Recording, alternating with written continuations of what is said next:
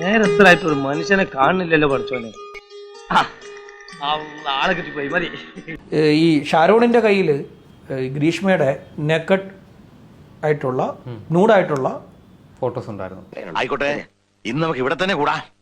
എല്ലാം അറിഞ്ഞിട്ട് തന്നെ കാര്യം. അപ്പൊ വിളിക്കാനുള്ളവരൊക്കെ വിളിക്ക്, പറയാനുള്ളവരോടൊക്കെ പറയും. നടക്കട്ടെ കാര്യങ്ങൾ നല്ല ഞെരിപ്പായിട്ട്. ഫോട്ടോസ് അല്ല, വീഡിയോസ്. അവർ തമ്മിൽ പേഴ്സണലി ഈ പറയുന്ന സെക്ഷൽ റിലേഷൻ ഉണ്ടായപ്പോൾ എടുത്തു വെച്ച വീഡിയോസ് ഉണ്ടായിരുന്നു. ഇനി നീ എങ്ങാനും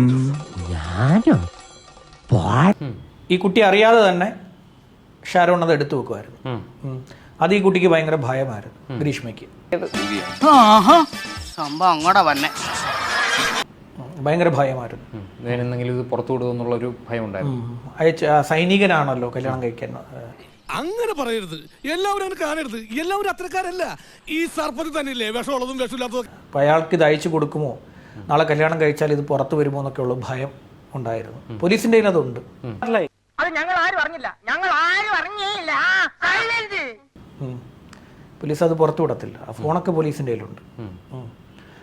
അത് പോലീസ് പുറത്തു വിട്ട് കഴിഞ്ഞാൽ കേസ് പൊളിഞ്ഞു പോകും. അതായിരുന്നു ഞാൻ ഇതൊക്കെ വളരെ കഷ്ടപ്പെട്ട് കണ്ടുപിടിച്ചതാ. എല്ലാവരും ഇനിയെങ്കിലും എന്നെ അഭിനന്ദിക്കേ. ഒരു കാരണം. ഒരു കാരണമല്ല, പ്രധാന കാരണം അത് തന്നെയായിരുന്നു. അതായത് ഈ പറയുന്ന പോലെ റൂമിൽ വെച്ച് ഈ റിലേഷൻ ഉണ്ടാകുമ്പോഴെല്ലാം ഇവളറിയാതെ വീഡിയോസ് എടുക്കുന്നു.